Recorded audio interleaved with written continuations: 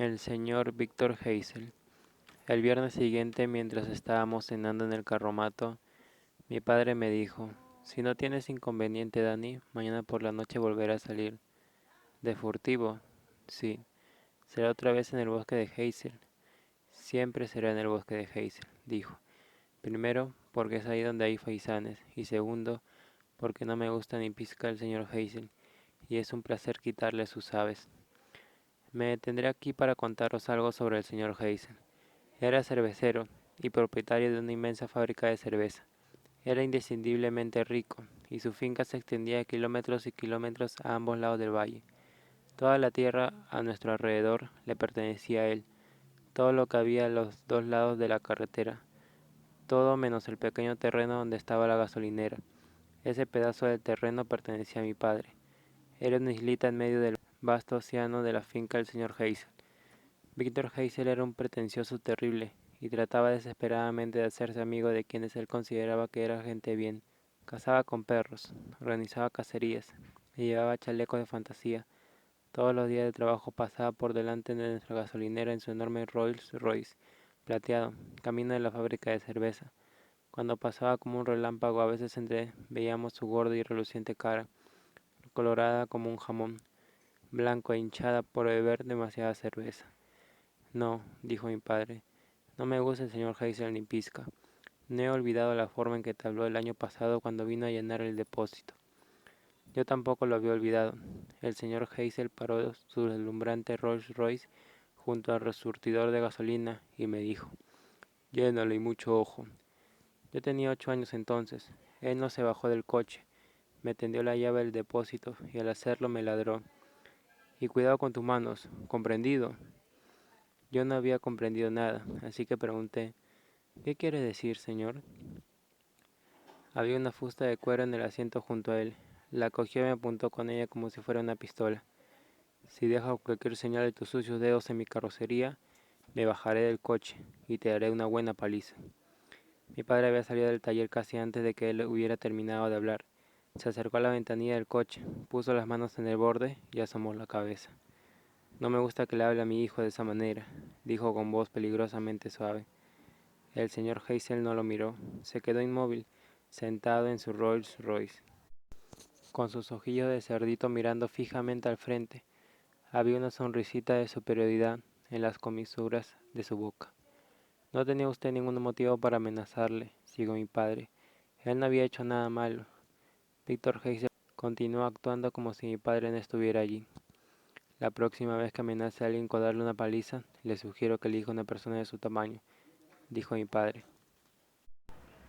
Como yo, por ejemplo. El señor Heysel no se movió. Ahora váyase, por favor. No deseamos servirle.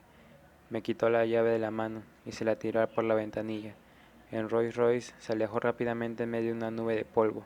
Al día siguiente vino un inspector del Departamento de Sanidad Regional y dijo que tenía que examinar nuestro carromato. ¿Para qué quiere usted examinar el carromato?, preguntó mi padre. Para ver si es un lugar adecuado para vivienda de seres humanos, contestó el hombre. Hoy día no permitimos que la gente viva en sucias y ruidosas chabolas. Mi padre le enseñó el interior del carromato, que estaba impecablemente limpio, como siempre, y lo más acogedor posible, y al final el hombre tuvo que reconocer que no había nada de malo allí. Poco después se presentó otro inspector y tomó una muestra de gasolina de uno de nuestros depósitos subterráneos. Mi padre me explicó que estaban comprobando si mezclábamos la gasolina de segundo grado con la de primer grado, lo cual es un viejo fraude que ponen en práctica los dueños de las gasolineras, desaprensivos. Naturalmente nosotros no hacíamos eso. Apenas transcurría una semana sin que algún funcionario local pasara por allí para comprobar esto o aquello, y había pocas dudas, comentó mi padre, de que el largo y poderoso brazo del señor Heysel estuviera actuando entre bastidores, tratando de echarnos de nuestra tierra. Así que todo sumado podréis comprender por qué a mi padre le proporcionaba cierta satisfacción aclarar lo faisán del señor Heysel. Esa noche pusimos las pasas en remojo. El día siguiente era el día elegido, y no creáis que a mi padre se le había olvidado. Desde el momento en que se levantó de la cama por la mañana, la emoción empezó a acumularse en su interior. Era sábado, por lo tanto, yo no tenía que ir al colegio, y pasamos la mayor parte del día en el taller limpiando la carbonilla, de los cilindros del Austin 7 del señor Pratchett. Era un estupendo cochecito, construido en 1933, un pequeño milagro de la mecánica que seguía funcionando tan suavemente como siempre, a pesar de que ya tenía más de 40 años. Mi padre me dijo que estos Austin 7 fueron los primeros minis que se construyeron. El señor Pratchett, que era dueño de una granja de pavos cerca de Aylesbury, estaba orgullosísimo del suyo y siempre nos los traía para las reparaciones. Trabajando juntos soltamos los muelles de las válvulas y las sacamos. Desatornillamos las tuercas de la cabeza del cilindro y los desmontamos. Luego empezamos a limpiar la carbonilla al interior de la cabeza y de los pistones. Quiero marcharme antes de las 6, dijo mi padre. Así llegaré al bosque justo al anochecer. ¿Por qué al anochecer?, pregunté.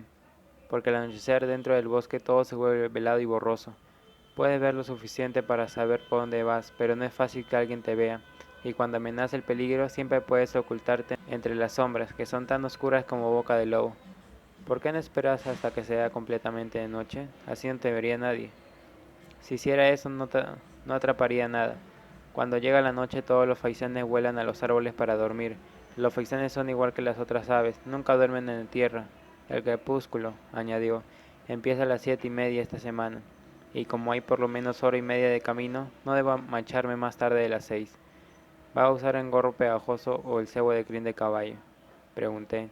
El gorro pegajoso, dijo. Me gusta mucho el gorro pegajoso. ¿Cuándo volverás?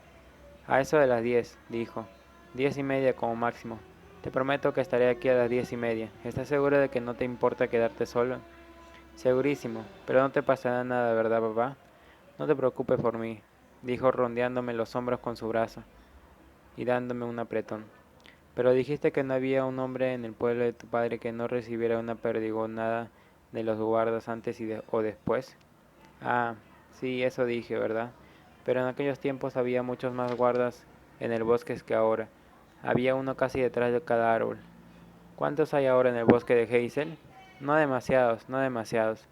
A medida que pasaba el día, yo notaba que mi padre se iba poniendo cada vez más impaciente y excitado. A las 5 ya habíamos terminado el trabajo en el Austin 7 y juntos lo probamos en la carretera. A las 5:30 cenamos salchicha y bacon, pero mi padre casi no comió nada. A las 6 en punto me dio un beso de despedida y dijo: prométeme que no me vas a esperar levantado, Danny. Acuéstate a las 8 y duérmete, ¿de acuerdo? Echó a andar por la carretera y yo me quedé en la plataforma del carromato mirándole marchar. Me encantaba su forma de andar. Tenía la zancada larga de todos los campesinos, que están acostumbrados a cubrir grandes distancias a pie. Llevaba un viejo jersey submarino y una gorra aún más vieja. Se volvió y me saludó con la mano. Yo hice lo mismo. Luego desapareció tras un recorrido de la carretera.